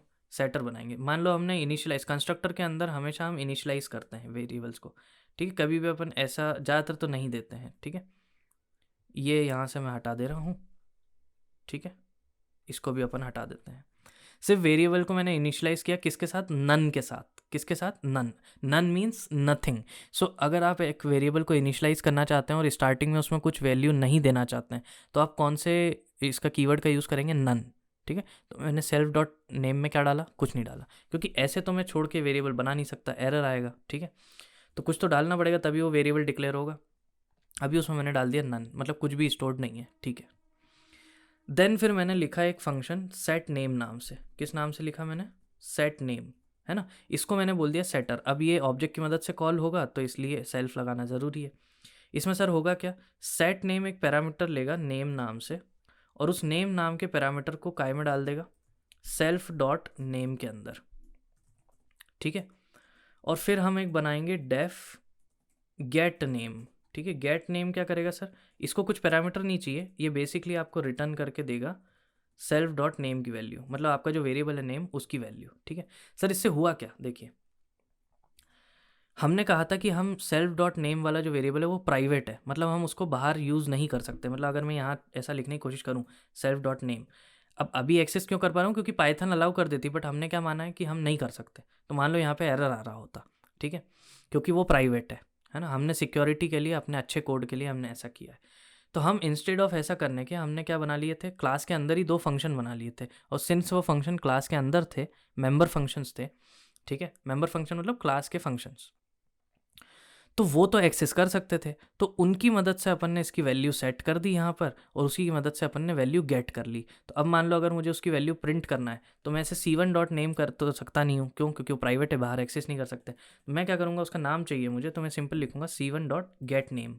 क्या लिखूँगा, गेट नेम फंक्शन को कॉल करूँगा, तो उससे मुझे उसका नाम मिल जाएगा। मैं जैसे इसको रन करूँ, आप देखेंगे नन मिला अभी तो, क्यों, क्योंकि पहले हमने कोई नाम सेट नहीं किया था। अब मैं डायरेक्ट ऐसा तो कर नहीं सकता कि इसके अंदर मैं डाल दूँ C1 OBJ, ऐसा कुछ भी नाम दे सकते हो आप। अब पाइथन में आप ऐसा कर सकते हो, but it's not a good practice to do like this, है ना। आपको अपने जो भी वेरिएबल्स हैं उनको ज़्यादातर प्राइवेट ही रखना चाहिए, अनटिल एंड अनलेस पब्लिक रखने की मजबूरी ना हो, ठीक है। तो प्राइवेट ही रखना चाहिए उनको। ओके सर, तो अगर ऐसा है तो सर मतलब ये तो पाइथन में चल नहीं सकता, मतलब चल सकता है, लेकिन अभी अपन मान के चल रहे कि एरर आएगा, है ना। ऐसे नहीं कर सकते आप, प्राइवेट बना लिया आपने मान लो। तो हम क्या करेंगे सर, हम करेंगे C1 डॉट सेट नेम, है ना, और इसको हम नाम दे देंगे क्या, C1 OBJ। तो ये पैरामीटर जो है, ये जो आर्ग्यूमेंट दिया है, ये स्ट्रिंग उठ के जाएगी नेम नाम के वेरिएबल में, जो कि एक लोकल वेरिएबल है। लोकल वेरिएबल से चले जाएगी परमानेंट, जो अपना सेल्फ डॉट नेम ऑब्जेक्ट का वेरिएबल है उसके अंदर, ठीक है। सर इतनी मेहनत क्यों करनी पड़ रही है, ताकि हमारी प्रैक्टिसेस अच्छी रहें, है ना। We should not follow bad practices, इसलिए हम कोशिश कर रहे हैं कि जितना अच्छे से अच्छा हो सके हम करें। इसमें कोई कन्फ्यूजन वाली बात नहीं है। अगर आपने फंक्शंस ढंग से पढ़ा है, और अभी जितनी बातें मैंने पिछली क्लास में बताई, इस क्लास में बताई, अगर वो ढंग से सुनी है, तो आपको कुछ कन्फ्यूजन नहीं होगा कि मैं क्या कर रहा हूँ, ठीक है। और अगर फिर भी है तो कमेंट सेक्शन में पूछ सकते हो। अब देखिए, अब अगर मैं इस प्रोग्राम को रन करता हूँ तो क्या होगा, C1 ऑब्जेक्ट अपने को मिला, क्यों, क्योंकि पहले अपन ने उसका नेम सेट कर दिया था, फिर अपन ने उसको गेट कर लिया। तो इस टाइप से जो अपन फंक्शंस बनाते हैं, इनको हम बोलते हैं सेटर्स एंड गेटर्स, ठीक है सर। तो सर हमें ये समझ में आया कि कुछ ऐसे वेरिएबल्स होते हैं जिनको हम प्राइवेट सिक्योरिटी देते हैं, पब्लिक वाले को आप चाहे जहाँ से एक्सेस कर पाओगे, है ना। सर प्रोटेक्टेड क्या है, प्रोटेक्टेड वेरिएबल्स ऐसे होते हैं जो काम तो एक तरह से प्राइवेट की तरह ही कर रहे हैं, मतलब अगर आप उनको बाहर से एक्सेस करने की कोशिश करोगे तो वो एक्सेस नहीं होंगे, ठीक है। लेकिन मान लो मैंने कार नाम की क्लास बनाई, ठीक है, उसमें एक वेरिएबल बनाया x, ठीक है, ये क्लास है कार नाम से, इसके अंदर एक वेरिएबल बनाया x, और इसको मैंने सेट कर दिया प्रोटेक्टेड। क्या सेट कर दिया, प्रोटेक्टेड। सर पाइथन में होता है क्या, नहीं यार नहीं होता, ठीक है। ऐसा मान लो ना, बस अभी मैं तुमको कुछ कॉन्सेप्ट समझाना चाह रहा हूँ। तो क्या किया हमने, इसको सर हमने मान लिया कि ये प्रोटेक्टेड है, इसकी सिक्योरिटी जो है प्रोटेक्टेड है। अब अगर इसकी सिक्योरिटी प्रोटेक्टेड है, तो मैं अगर कहीं बाहर जाके ऑब्जेक्ट बनाऊंगा C1, कौन सी क्लास का, कार क्लास का, और फिर कोशिश करूंगा C1 डॉट एक्स करने की, तो एरर आ जाएगा, ठीक है, कि ऐसा नहीं कर सकते आप। ठीक है सर, मान लिया। तो फिर सर प्राइवेट ही रख देते अगर ऐसे ही करना था तो। नहीं नहीं नहीं, बता रहा हूँ आगे। फिर मैंने एक और क्लास बनाई सिडेन नाम से, ठीक है। अब पाइथन में इनहेरिट कैसे करते हो आप, पाइथन में इनहेरिट कैसे करोगे आप, पाइथन में इनहेरिट करने के लिए हम ऐसे लगाएंगे पैरेंथेसिस, और इसमें हम लिख देंगे क्लास का नाम। तो मैंने कार क्लास से क्या कर लिया, इनहेरिट कर लिया, मतलब कार क्लास के पास जितनी चीज़ें थी अब वो मेरे पास भी आ जाएंगी, ठीक है। तो मान लो कार क्लास के पास एक और वेरिएबल होता y, इसकी वैल्यू थी 5, इसकी वैल्यू 10 मान लो, और y जो था मान लो अपन ने प्राइवेट बना रखा था। कैसा बना रखा था, प्राइवेट। अब जब मैंने सिडेन को इनहेरिट किया कार क्लास से, तो हम जानते हैं कि कार क्लास की चीज़ें हमारे पास आ जाएंगी, उनकी एक्सेस हमें भी हो जाएगी, ठीक है। तो मतलब जैसी उसके पास में चीज़ें हैं, वैसी अब सिडाइन के पास में भी होंगी, उसकी एक्सेस नहीं आ जाएगी, उसके ऑब्जेक्ट्स की एक्सेस आपके पास नहीं आ गई, है ना। बस वैसी की वैसी चीज़ें आपके पास भी अब क्रिएट हो गई, मतलब आप सिडाइन जो है, सिडाइन के पास में भी एक्स नाम का वेरिएबल है, वाई नाम का नहीं है। क्यों, यहीं पर ट्विस्ट आता है। Private variables can never be accessed outside, उनको आप कहीं ना इनहेरिट कर सकते हो ना बाहर यूज़ कर सकते हो, ठीक है। तो वो वैसे वाले होते हैं। लेकिन अगर आपको ऐसे वेरिएबल्स चाहिए जो बाहर से यूज़ ना हो सकें लेकिन इनहेरिट हो जाएं, तो वो आप कौन से बनाओगे, प्रोटेक्टेड वाले। तो यहाँ पे बाकायदा आपके पास में एक्स आ जाएगा, क्यों, क्योंकि वो एक प्रोटेक्टेड वेरिएबल है, इनहेरिट किया जा सकता है लेकिन बाहर से यूज़ नहीं किया जा सकता, ठीक है सर। तो ये हमें समझ में आया प्रोटेक्टेड और प्राइवेट के बीच का difference. Privates can never be inherited, never can be used outside of the class, ठीक है। Protected members can never be used outside of the class, class के बाहर प्रोटेक्टेड मेंबर्स को यूज़ नहीं कर सकते, लेकिन उनको इनहेरिट कर सकते हैं, ठीक है। तो कैन बी इनहेरिटेड, ठीक है। और यहाँ पे क्या लिखेंगे, can not be inherited. Again protected के लिए भी आप सेटर्स गेटर्स बना सकते हैं, बनाने को तो पब्लिक के लिए बना लीजिए, बट कुछ सेंस नहीं है, ठीक है। ठीक है सर। तो हमें सर सिक्योरिटी ऑफ डेटा जो है पाइथन में किस तरह से हैंडल करना है, थोड़ा सा हमें समझ में आया कि प्राइवेट, प्रोटेक्टेड और पब्लिक नाम की कोई चीज़ होती नहीं है पाइथन में, वैसे इन जनरल लूप्स में होती है, ठीक है। तो हम क्या करेंगे सर, हम अपनी तरफ से ही ध्यान रख लेंगे कि जो ऐसे बहुत मेंबर वेरिएबल्स हैं, हम कोशिश करें ज़्यादा से ज़्यादा प्राइवेट रहे। अगर उनको इनहेरिट करवाना है तो प्रोटेक्टेड मान ले, है ना, मतलब ऐसा मान के चल लो कि वो प्रोटेक्टेड हैं, और जो पब्लिक हैं वो पब्लिक हैं, ठीक है। तो जो भी हम पब्लिक वेरिएबल्स बनाएंगे, हम इनको अलग अलग दिखाएंगे कैसे, मतलब हम खुद को भी अगर हमको मान के चलना है तो कुछ होना तो चाहिए ना शो करने के लिए। तो मान लो अगर मैंने पब्लिक वेरिएबल बनाया तो मैं इस टाइप से बना लिया। अगर प्राइवेट बनाना है तो एक काम करते हैं, आगे एक अंडरस्कोर लगा देते हैं, ठीक है। प्रोटेक्टेड बनाना है तो एक काम करते हैं, डबल अंडरस्कोर लगा देते हैं। ऐसी कुछ कन्वेंशन होता है। मैं ये नहीं कह रहा हूँ एग्जैक्ट यही कन्वेंशन फॉलो करने की आपको ज़रूरत है, आप कुछ और भी कर सकते हो यार, ठीक है। Like it's completely dependent on you, है ना, आप जो यूज़ करना चाहो। आप अगर प्राइवेट के लिए डबल अंडरस्कोर लगाना चाहो तो वहाँ लगा लो, आप अगर प्रोटेक्टेड के लिए सिंगल लगाना चाहो तो आप वहाँ लगा लो। बस आपको याद रखना है कि मैंने किसके लिए क्या लगाया है। तो उससे क्या थोड़ा सा दिखने में डिफरेंस हो जाएगा, अब आपको पता रहेगा अच्छा ये पब्लिक मान के चल रहा हूँ तो इसको कहीं भी यूज़ कर लूँगा, इसको प्राइवेट मान के चल रहा हूँ तो चाहे जहाँ यूज़ नहीं कर सकता, और प्रोटेक्टेड मान के चल रहा हूँ तो इनहेरिट कर सकता हूँ, ठीक है। तो just we are creating a difference अपने ही तौर पे, है ना, ऐसे कुछ होता नहीं है अंदर से पाइथन में, ठीक है सर। तो सर हमें सिक्योरिटी तो पूरी समझ में आ गई डेटा की, हमें क्लास बनाते आती है, हमें उसके वेरिएबल समझ में आते हैं, ऑब्जेक्ट के वेरिएबल समझ में आते हैं, मेथड समझ में आती है, क्लास के फंक्शन समझ में आते हैं, सेल्फ का मतलब समझ में आता है, कंस्ट्रक्टर डिस्ट्रक्टर का मतलब समझ में आता है, और वेरिएबल्स के एक्सेस का मतलब समझ में आता है, और थोड़ा सा जो हमें एक स्टैंडर्ड फॉलो करके चलना है, सही तरीका फॉलो करके चलना है ऑब्जेक्ट ओरिएंटेड का, हमें वो भी समझ में आता है। ओके। अब सर और क्या क्या चीज़ें बची, अब अपन ने कल देखो एनकैप्सुलेशन अपन ने समझ लिया है ना, सिक्योरिटी अपन ने पूरी समझ ली, ये सब बातें किसके अंडर करी थी अपन ने सर, ये सब की थी हमने इनकैप्सुलेशन। एब्स्ट्रैक्शन ऑलरेडी देख चुके हैं हम कि हमने मेथड्स बना लिए, ठीक है। अब आता है सर इनहेरिटेंस, क्या आता है इनहेरिटेंस, ठीक है। कि हम पाइथन में इनहेरिटेंस करते कैसे, देखिए बहुत ही सिंपल है। इसके लिए अपन 3 क्लासेस बनाते हैं, क्लास ए, ठीक है, इसको अपन पेरेंट क्लास मान लेते हैं, ठीक है। इसके अंदर मैं कंस्ट्रक्टर दे देता हूँ इस टाइप से, ठीक है। और कंस्ट्रक्टर के अंदर मैंने क्या डाल दिया, प्रिंट। तो जब भी इसका ऑब्जेक्ट बनेगा तो क्या हो जाएगा, ये प्रिंट करेगा आई एम ए, ठीक है। फिर एक मैं क्लास बना लेता हूँ बी नाम से। अब मैं इस बी क्लास को इनहेरिट करना चाहता हूँ ए क्लास से। किससे इनहेरिट करना चाहता हूँ, ए क्लास से, ठीक है। ओके, तो मैंने लिख दिया बी और फिर ब्रैकेट्स लगा के, स्मॉल ब्रैकेट लगा के, है ना, पैरेंथेसिस लगा के लिख दिया ए। तो मतलब मैं ए क्लास से इसको इनहेरिट कर रहा हूँ, ठीक है। यहाँ पर मैं ना इसका एक वो भी बना देता हूँ, से सेल्फ डॉट क्या बोल सकते हैं, वार, ऐसा कुछ भी एक वेरिएबल बना देते हैं अपन, इसकी वैल्यू दे देते हैं 5, ठीक है, जस्ट टू एक्सप्लेन यू। फिर यहाँ से मैं बनाता हूँ def underscore underscore INIT underscore underscore self, ठीक है। अब देखिए, अब मुझे ना अपनी जो सुपर क्लास है, मतलब मैं जिस क्लास से इनहेरिट कर रहा हूँ, मुझे उसे भी इनिशियलाइज करना पड़ेगा। क्या करना पड़ेगा, मुझे इनिशियलाइज करना पड़ेगा। तो either I have this way, ठीक है, कि मैं उसे इस तरीके से इनिशियलाइज करूँ ए क्लास का कंस्ट्रक्टर चला के, ठीक है। यहाँ पर मैं ए क्लास का ऑब्जेक्ट नहीं बना रहा हूँ, ठीक है, उसको जस्ट इनिशियलाइज कर रहा हूँ ताकि उसकी चीज़ों को मैं यूज़ कर सकूँ।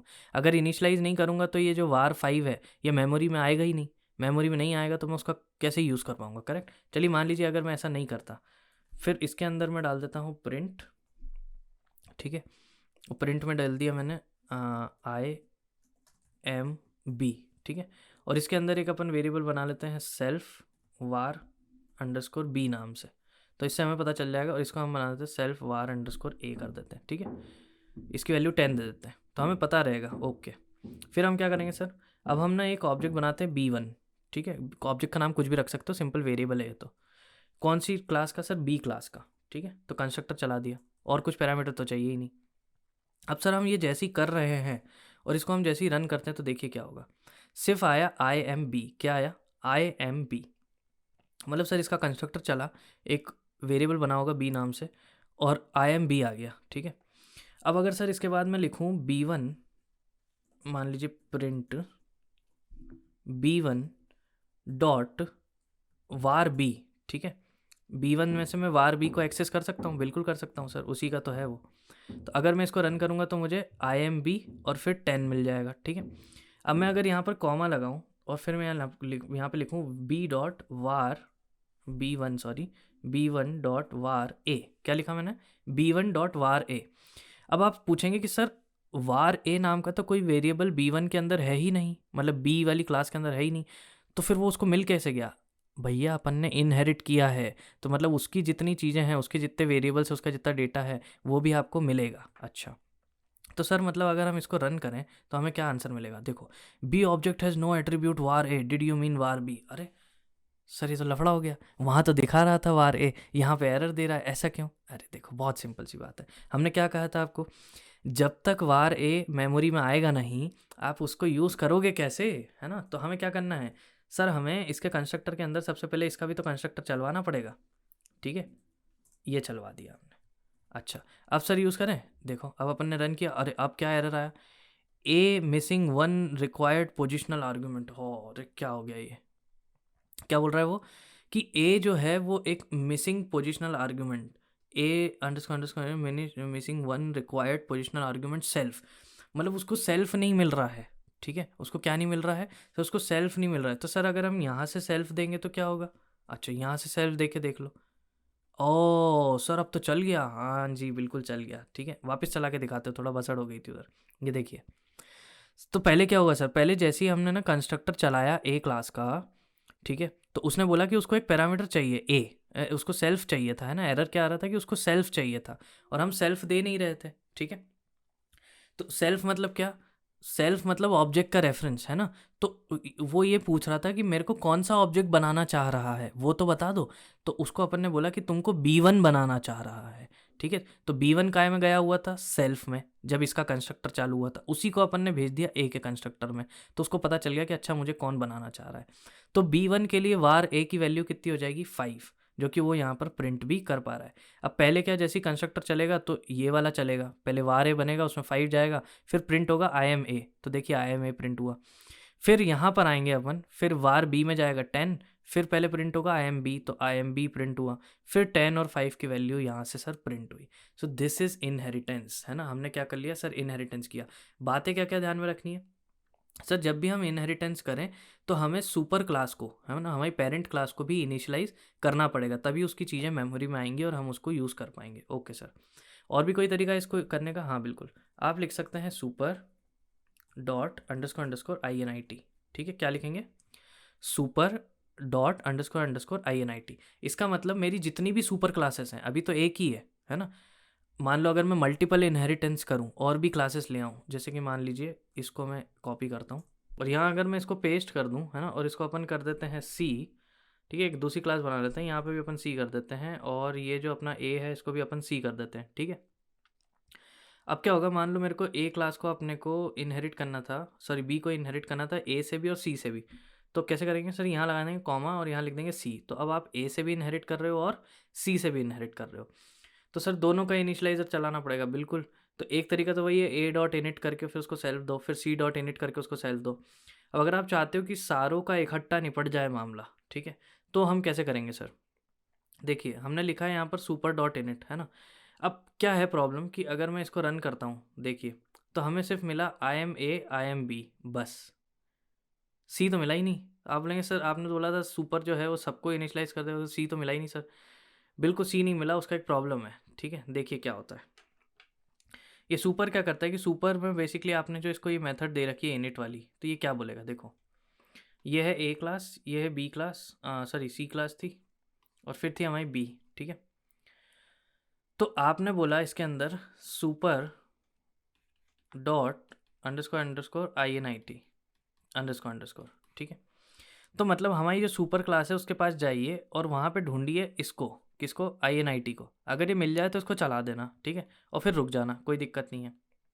तो क्या हुआ, अगर हमने लिखा हुआ है इसको इनहेरिट करके A, C, ठीक है, तो क्या होगा, ये सबसे पहले जाएगा A के पास में, है ना। अब A के पास में इसका कंस्ट्रक्टर तो बना हुआ है ही, ठीक है, ऐसा इनिट करके, तो ये रन हो जाएगा। क्या हो जाएगा, ये रन हो जाएगा।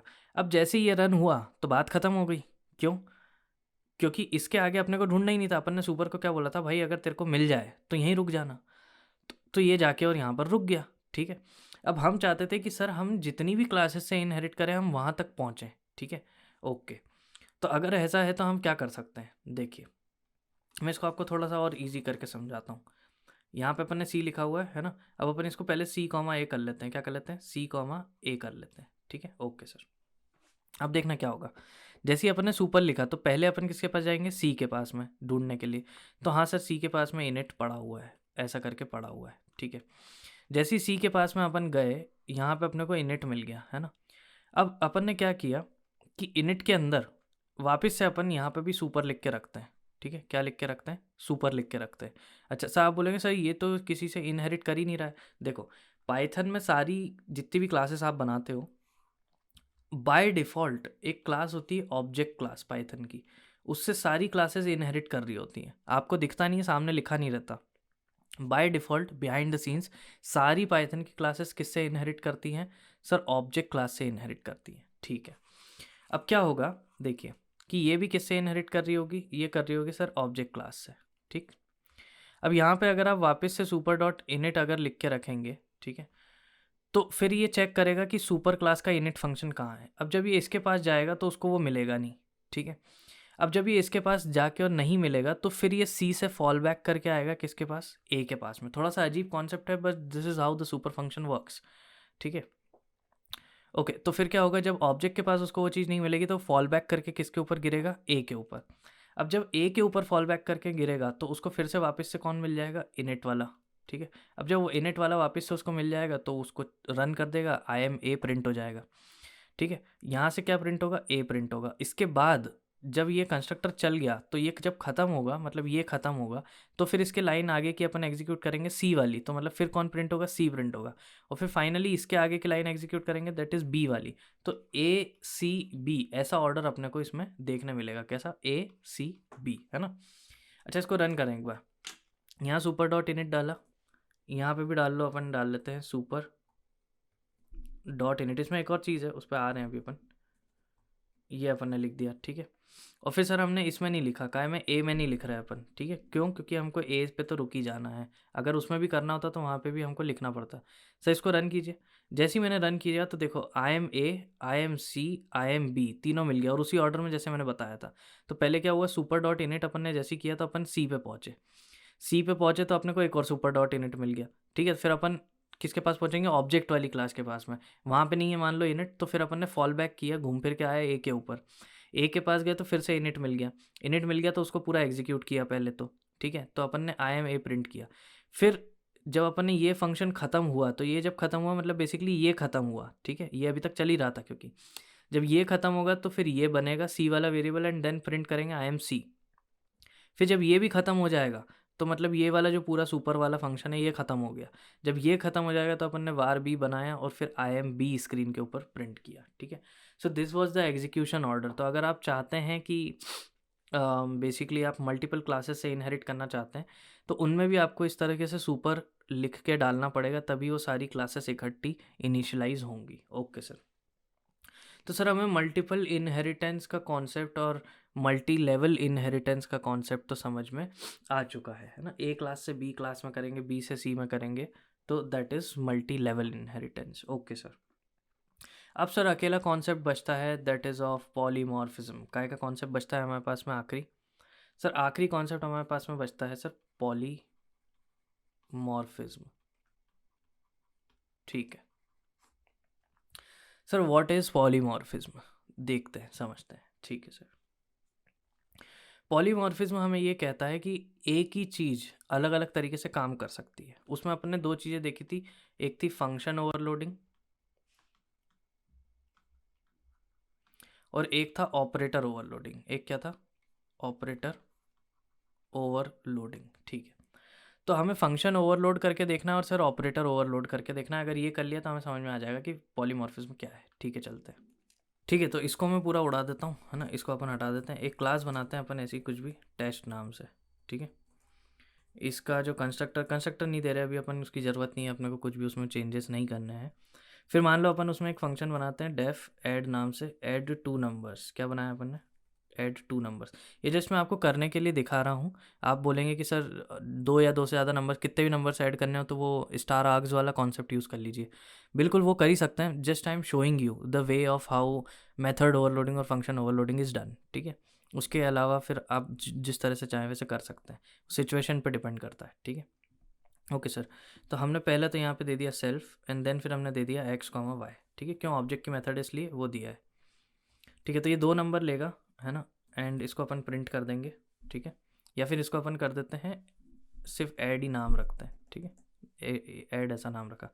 यहाँ पे अपन ने प्रिंट कर दिया एक्स प्लस वाई। ठीक, फिर अपन ने एक और मेथड बनाई डेफ सेम नाम से ऐड। ठीक, अब अगर इसमें देखो ऐसा है कि आपने यहाँ पे भी एक्स और वाई ऐसा लिखा, यहाँ कॉलन लगाया, ठीक है, और प्रिंट कर दिया एक्स प्लस वाई। ठीक है, फिर अगर मैं इस प्रोग्राम को, एक सेकेंड, अपन इसका एक ऑब्जेक्ट बनाए पहले T1 और टेस्ट। ठीक है, और फिर इसको अगर अपन एक बार रन करते हैं, जैसे ही हमने रन किया कुछ भी नहीं हुआ। कुछ भी क्यों नहीं हुआ, क्योंकि हमने कॉल नहीं किया था। ठीक है, वैसे बाय द वे यहाँ पे एक पैरामीटर बढ़ाना था हमें, जेड नाम से हम एक पैरामीटर बढ़ा लेंगे, एक और जेड नाम से बढ़ा लेंगे। अब देखिए आपके पास में दो फंक्शंस हैं, एक है ऐड जो कि दो वेरिएबल्स लेता है और इनको ऐड कर देता है। फिर एक है आपके पास में एक और ऐड जो तीन वेरिएबल्स लेता है, तीन पैरामीटर्स लेता है और इनको ऐड कर देता है। ठीक है, यहाँ पर जेड डालना था, प्लस डालना था। ओके, तो आपने दो मेथड्स बना ली सेम नाम से। Then what you can do is T1 dot add. ठीक है, एंड देन जब आप ब्रैकेट लगाएंगे तो आपके पास में दोनों डेफिनेशंस अलाउड हैं, अवेलेबल है। सो इफ़ आई डू 5,2, ठीक है, एंड देन इसको अगर मैं रन करता हूँ तो देखिए क्या बोल रहा हो, test missing one required positional argument Z. अच्छा सर ये क्या हुआ, क्योंकि आपने तो बोला था कि दोनों चल जानी चाहिए थी, करेक्ट। हाँ, तो आप क्या है ना, आप एक बात ध्यान रखिए, पाइथन में क्या हर चीज़ एक ऑब्जेक्ट है ना। मतलब जो आप फंक्शन हो गया आपका, कुछ भी चीज़ हो गई, फंक्शन का जो नाम है that is also an object. So क्या होगा अगर आप सेम नाम से फिर से फंक्शन क्रिएट करेंगे तो वो सेकंड डेफिनेशन को कंसिडर कर लेगा। What do I mean to say is, अगर मैं एक फंक्शन बनाऊँ इस टाइम से सम नाम से एक्स कॉमा वाई, यहाँ प्रिंट कर दें अपन एक्स प्लस वाई। ठीक है, और इसको अपन कॉपी कर लेते हैं और फिर से अगर मैं एक और फंक्शन बनाऊंगा, ठीक है, यहाँ पे एक्स वाई कॉमा जेड लेके और इधर प्लस जेड कर दूंगा, एंड देन फिर मैं नीचे आके और सम फंक्शन को कॉल करने की कोशिश करूँ विथ 2,3, ये मान के कि अपने आप डेफिनेशन 2,3 वाली वो समझ जाएगा। ठीक है, और अगर मैं इसको रन करूँ तो देखिए एक एरर बोल रहा है, ये बोल रहा है कि missing one required positional argument Z. मतलब आपने एक और वेरिएबल बना रखा है जेड, एक और पैरामीटर बना रखा है और वो दिया ही नहीं है। तो ये क्या हुआ, इसने क्या किया कि सिर्फ नई डेफिनेशन को कंसिडर किया, पुरानी वाली को उसने हटा दिया। ठीक है, पुरानी वाली को कंसिडर किया ही नहीं। तो इसलिए वो बोल रहा है कि भैया मेरे को तो जेड भी चाहिए था, तुमने दिया ही नहीं मेरे को। तो what is actually happening is कि सेम फंक्शन का नाम लिख के there is no direct way of overloading functions in Python. ठीक है, तो ऐसा नहीं हो सकता पाइथन में। What is the way, well there is a way known as multi dispatcher, हम यूज़ करके और पाइथन में फंक्शन ओवरलोडिंग अचीव कर सकते हैं। But that is completely a different topic and off topic, so अभी अपन उस पर नहीं जाएंगे। मैं जस्ट आपको ये बताना चाहता था कि function overloading you can not do it in Python in this way. आप सेम नाम के फंक्शंस लिख के और पाइथन में इसको नहीं कर सकते हैं। ठीक है, वो सिर्फ हमको पॉलीमॉर्फिज्म में समझाना था, इसलिए हमने वो एग्जाम्पल दिया बाकी की लैंग्वेजेस का। ठीक, मल्टी डिस्पैचर वाला जो तरीका है वो एक अलग से वीडियो में हम आपको कवर करवा देंगे, but that will not be the part of this main series, क्योंकि वो एक स्टैंडर्ड तरीका, या फिर आप ये बोल दीजिए इनबिल्ट तरीका नहीं है ना। You need to import a module and then उसकी मदद से आपको वो करना पड़ता है डेकोरेटर लगा के। बट वो छोड़िए अभी आप। ठीक है, अभी आप इतना ध्यान में रखिए कि function overloading can not be done in this way. ठीक है सर। सर ऑपरेटर ओवरलोडिंग वो हो जाती है, जैसे मान लो से हमारे पास में कॉम्प्लेक्स नंबर, आपको पता होगा है ना कॉम्प्लेक्स नंबर क्या होता है। जैसे 3+5i करके हमारे पास में एक कॉम्प्लेक्स नंबर है। So this is the real part, this is the imaginary part, correct. So अब आप सोच के देखिए कि एक जो कॉम्प्लेक्स नंबर होता है ना, उसको हम तो जानते हैं कि कैसे ऐड करना है, कि अगर मान लो आपके पास में ऐसा है 5+2i, तो रियल रियल पार्ट ऐड होगा और इमेजनरी इमेजनरी पार्ट ऐड होगा, है ना। बट पाइथन को नहीं पता है कि ये कैसे करना है, ठीक है। उसका जो प्लस ऑपरेटर है उसको नहीं पता, तो तुम अगर दो कॉम्प्लेक्स ऑब्जेक्ट्स को ऐड करोगे तो नहीं हो पाएगा, ठीक है। तो आप बोलेंगे सर पहले तो हम कॉम्प्लेक्स ऑब्जेक्ट बनाएंगे कैसे? तो सिंपल है, एक ऑब्जेक्ट है ना, तो हम क्या बना सकते हैं, क्लास बना सकते हैं। तो हमने कॉम्प्लेक्स नाम से क्या कर ली, एक क्लास बना ली, ठीक है। फिर सर इसमें हमने डेफ दिया, कंस्ट्रक्टर बनाते हैं, ठीक है। इसके अंदर क्या लिख देते हैं, ये नन को अगेन आप इग्नोर करते रहिए, ये अभी अपने काम की चीज़ नहीं है। यहाँ पे अपन क्या लिखेंगे, सेल्फ डॉट रियल लिख लेते हैं, एक रियल पार्ट होगा अपना, ठीक है। और जो भी रियल पार्ट होगा वो से हमको यहीं से ले लेते हैं अपन कंस्ट्रक्टर में से ही, रियल और IMG इमेजनरी, ठीक है। तो रियल डाल देंगे सेल्फ डॉट रियल में, और इमेजनरी डाल देंगे कहाँ, सेल्फ डॉट इमेजनरी में। तो उसको IMG लिख रहा हूँ, पूरा नहीं लिख रहा मैं, ठीक है। ऐसा कर लिया अपन ने। इसके बाद हमने क्या किया कि अगर हम मान लीजिए अभी सिंपल से दो कॉम्प्लेक्स नंबर्स बनाते हैं, C1 कॉम्प्लेक्स 2,5 दे देता हूँ, मतलब 2 + 5i हो जाएगा वो, ठीक है। और C2 दे देते हैं अपन कॉम्प्लेक्स 3,5, ठीक है। ऐसे दो कॉम्प्लेक्स नंबर्स मैंने बना लिए, C1 and C2। Okay sir, अब इनका एडिशन कैसे करें? अगर मैं डायरेक्ट अभी प्रिंट लिखूंगा और लिख दूंगा C1 + C2, ठीक है। और अगर मैं इस प्रोग्राम को रन कर दूं तो देखिए क्या होगा, unsupported operand type plus complex and complex, मतलब उसको समझ में नहीं आया कि इन दोनों को ऐड कैसे करना है, ठीक है। तो हमें बताना पड़ेगा, अगर हम चाहते हैं कि प्लस वाला ऑपरेटर यूज़ करके और हम इन दोनों को ऐड कर पाएँ पाइथन में, तो हमें बताना पड़ेगा कैसे। हम लिखेंगे डेफ __ ऐड, है ना। तो इधर भी 2 अंडरस्कोर लगाएंगे हम, फिर यहाँ लिखेंगे हम सेल्फ कॉमा, है ना। तो देखो एक तो मेथड है तो सेल्फ तो रह गई। फिर दूसरा आपको क्या चाहिए पड़ेगा, दूसरा आपको वो पैरामीटर चाहिए, मतलब जिस ऑब्जेक्ट को आप इस ऑब्जेक्ट में ऐड करना चाहते हैं वो चाहिए। तो मान लो अपन ने बोल दिया कुछ भी बोल देते हैं, OBJ नाम रख देते हैं, ठीक है। कुछ भी नाम रख लो, डजेंट मैटर। फिर इसके अंदर हम क्या करेंगे, देखिए हम जानते हैं कि हमारा जो रियल पार्ट है, ठीक है, मतलब हम यहाँ पर मान लीजिए एक टैम्प नाम से बना लेते हैं कॉम्प्लेक्स ऑब्जेक्ट, ठीक है। टैम्प कॉम्प्लेक्स, ठीक है, ये अपन ने बना लिया। और इसकी जो डिफ़ॉल्ट वैल्यूज़ हैं से हम रियल पार्ट की डिफ़ॉल्ट वैल्यू दे देते हैं 0, इमेजनरी पार्ट की भी डिफ़ॉल्ट वैल्यू दे देते हैं हम 0, ठीक है। तो यहाँ पे अपने को कंस्ट्रक्टर में वैल्यूज़ नहीं देनी पड़ेंगी। फिर हम क्या करेंगे, टैम्प का जो रियल पार्ट है उसमें हम डाल देंगे, क्या डाल देंगे, ऑब्जेक्ट मतलब खुद का रियल पार्ट प्लस जो हमारे पास दूसरा ऑब्जेक्ट उठ के आया है उसका रियल पार्ट, ठीक है। एंड देन फिर हम क्या करेंगे कि टैम्प के इमेजनरी पार्ट में हम डाल देंगे खुद का इमेजनरी पार्ट प्लस जो हमारे पास में ऑब्जेक्ट उठ के आया है उसका इमेजनरी पार्ट, ठीक है। तो देखिए जैसे अगर हम आगे जाके यहाँ पर लिखें प्रिंट C1 + C2, ठीक है, तो क्या होगा, C1 के ऊपर ऐड वाली मेथड कॉल होगी, किसके ऊपर कॉल होगी, C1 के ऊपर। तो सेल्फ कौन हो जाएगा, C1, और ऑब्जेक्ट 2 कौन, ये जो OBJ है ये कौन हो जाएगा, ये हो जाएगा C2, ठीक है। सेल्फ हो गया C1, OBJ हो गया C2। फिर आपने एक टेम्परेरी कॉम्प्लेक्स ऑब्जेक्ट बना लिया, उसके रियल पार्ट में आपने डाल दिया C1 डॉट रियल और C2 डॉट रियल, उनका सबमिशन, तो वो तो इंटीजर से ऐड हो ही जाएंगे। फिर इमेजनरी पार्ट में उसके डाल दिया हमने C1 डॉट इमेजनरी और OBJ डॉट इमेजनरी, मतलब C2 डॉट इमेजनरी, ठीक है, वो भी इंटीजर से ऐड हो ही जाएंगे। और हमारे पास में जो टेम्प ऑब्जेक्ट था वो बेसिकली एक एडिशन बन गया इन दो कॉम्प्लेक्स नंबर्स का, C1 एंड C2 का, so that we can return easily, है ना। रिटर्न किसको कर देंगे हम, टेम्प को। किसको रिटर्न कर देंगे सर, हम रिटर्न कर देंगे टेम्प को, ओके। तो सर इसका मतलब अब अगर हम इस प्रोग्राम को चलाते हैं, इसको अपन हटाएं, है ना, और इसको अगर हम चला दें, रन कर दें, तो देखिए हमें कुछ मिला, क्या मिला। अब अपने पास में इसको प्रिंट करने का तरीका नहीं है, इसलिए ये ऐसा प्रिंट हो रहा है ना। टेम्प क्या है, बेसिकली एक ऑब्जेक्ट है, ठीक है। तो वो बता रहा है कि कॉम्प्लेक्स ऑब्जेक्ट एज दिस, तो उसने वो एड्रेस दे दिया अपने को, ठीक है। तो सर हम क्या करेंगे, इसको हम इस तरीके से तो प्रिंट कर नहीं सकते, ठीक है। तो फिर हम इसको प्रिंट करने के लिए क्या करवाएंगे, देखो बहुत सिंपल है। आप यहाँ पे सिंपल से क्या कर सकते हैं, क्या कर सकते हैं, जैसे ही अपन C1 + C2 करें तो instead of returning something you can print inside also. आप रिटर्न करेंगे तो फिर आपको बाहर भी एक वेरिएबल बनाना पड़ेगा स्टोर करने के लिए, ठीक है। एंड देन फिर एक अलग से मेथड बनानी पड़ेगी इन दोनों को प्रिंट करने के लिए। What do I mean by this, see यहाँ पर अगर मैं एक मेथड बना लूँ डेफ प्रिंट कॉम्प्लेक्स नाम से, ठीक है, ये मेथड है ओके। अब ये प्रिंट कैसे करेगी? बहुत सिंपल सी बात है, जिस पे भी ये कॉल होगा है ना, अपन सबसे पहले ऐसे प्रिंट करेंगे self dot real part plus, यहाँ पे लगाएंगे अपन एक प्लस, ठीक है।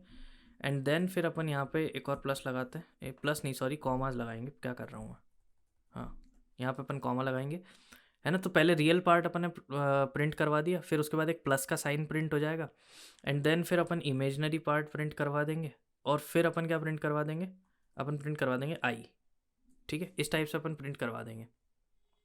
इसके आसपास अपन स्पेस दे देते हैं, और आखिरी में अपन दे देते हैं सेपरेटर, जो कि होगा हमारा एम्प्टी स्पेस, ठीक है।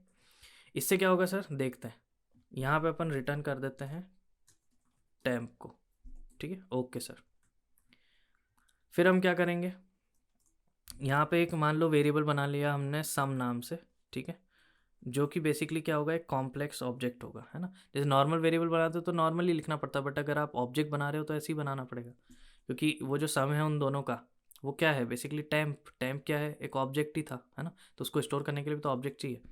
तो हमने क्या किया, फिर सम के अंदर डाल दिया C1 प्लस C2, ठीक है।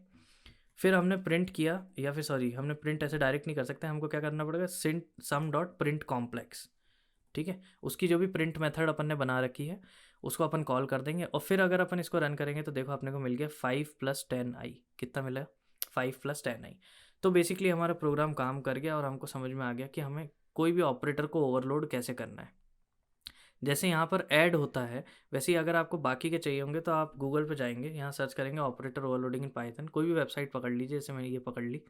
इसमें आप नीचे जाइए, नीचे आपको पूरी लिस्ट मिल जाएगी, जैसे ऐड हो गया, सब्ट्रैक्ट हो गया, मल्टीप्लाई हो गया, ठीक है, true division, floor division, modulus operator, power वाला, राइट शिफ्ट, लेफ्ट शिफ्ट, सब यहाँ पर आपको मिल जाएगा। और सभी को आप क्या कर सकते हैं, ओवरराइट कर सकते हैं, ठीक है, और सभी का बिहेवियर चेंज कर सकते हैं। तो फिर वो सारे के सारे ऑपरेटर्स आप जो भी बना रहे हैं, जो भी ऑब्जेक्ट बना रहे हैं, उस पर काम करने लग जाएंगे। सो this is what, this is operator overloading, है ना। तो अपने को सर ये भी समझ में आ गया कि ऑपरेटर ओवरलोडिंग कैसे करनी है, और उसी के साथ साथ हम पॉलीमॉर्फिज्म भी थोड़ा सा समझ चुके हैं, ठीक है। इनहेरिटेंस हम ऑलरेडी समझ चुके थे, पॉलीमॉर्फिज्म भी हम समझ चुके हैं। अच्छा, इनहेरिटेंस में मैं आपको एक और चीज़ बता देता हूँ, देखिए। अगर मान लो अपन ने क्लास बनाई ए नाम से, ठीक है, और फिर यहाँ पे अपन ने इसकी एक मेथड बना देते हैं अपन, डेफ प्रिंट, ठीक है, सेल्फ, और ये प्रिंट करेगा बेसिकली ए को, ठीक है। इसका नाम प्रिंट नहीं रखते, वरना वो सेम सेम नाम हो जाएगा, कन्फ्यूज़ हो जाएगा, वो प्रिंटर रख देते हैं, ठीक है। ये क्या करेगा, ये प्रिंट करेगा आई एम इनसाइड, या फिर ऐसा कर देते हैं ए प्रिंटर कॉल्ड, ठीक है, ओके सर। फिर हमें क्लास बनाते हैं बी का नाम की, बी क्लास बना दी, इनहेरिट करते हैं ए से। इसके अंदर सर हम क्या करेंगे, इसके अंदर भी हम एक बनाते हैं डेफ नाम से, ठीक है, प्रिंटर, ठीक। अब अगर आप देख रहे होंगे तो जैसे ही मैंने प्रिंटर लिखा, अपने आप को सिंटेक्स आया, पहले तो सेल्फ आ गया, और फिर रिटर्न में आया सुपर डॉट प्रिंटर, क्या आया, सुपर डॉट प्रिंटर। ना व्हाट इज़ दिस, अभी अपन इसको छोड़ते हैं। इसके अंदर सिंपल अगर मैंने लिख दिया प्रिंट बी प्रिंटर कॉल्ड, ठीक है। अब देखिए, हम जानते हैं कि जब हम इनहेरिट करते हैं तो हमारे पास ये वाला फंक्शन भी ए का आया होगा, है ना, बी के अंदर। लेकिन हमने क्या कर दिया, हमने उसको ओवरराइड कर दिया, फंक्शन को क्या कर दिया, ओवरराइड कर दिया, मतलब पुराने वाले फंक्शन की फंक्शनैलिटी हटाई और नई वाली उसके अंदर डाल दी। अब मान लो अगर मैं बी क्लास का ऑब्जेक्ट बनाऊँ B1 कुछ इस तरीके से, ठीक है, और मैं कॉल करूँ B1 डॉट प्रिंटर, क्या किया मैंने, B1 डॉट प्रिंटर। जैसे ही मैं इसको चलाऊंगा तो अपने को क्या मिलेगा, बी प्रिंटर कॉल, मतलब बी वाला जो प्रिंटर फंक्शन था वो चला है, ए वाला नहीं। तो सर अगर आप चाहते हैं कि ए वाला भी इसी के साथ साथ चले, ठीक है, तो आप क्या करेंगे, तो हम लिख देंगे रिटर्न सुपर डॉट प्रिंटर, ठीक है।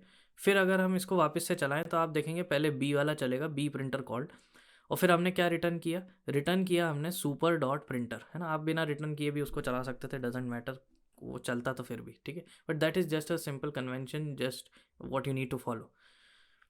तो सर उससे क्या होगा, उससे सर ये होगा कि जो सुपर क्लास थी हमारी, सुपर क्लास कौन सी थी हमारी, ए, उसका भी जो प्रिंटर फंक्शन है वो भी साथ साथ चल जाएगा, है ना। तो ऐसा नहीं होगा कि सिर्फ बी का चला ए का नहीं चला, ठीक है।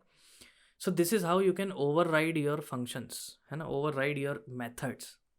आप अपनी मेथड्स को ओवर राइड कर सकते हैं, ठीक है। सर हमें क्या क्या समझ में आ चुका है अभी तक? सर हमें पॉलीमॉर्फिज्म में मेथड कैसे ओवर राइड करनी है ये समझ में आ चुका है, ऑपरेटर ओवरलोडिंग समझ में आ चुका है, फंक्शन ओवरलोडिंग डायरेक्टली नहीं हो सकता, वो डिस्पैचर वाला तरीका हम अलग से सीख लेंगे, ठीक है।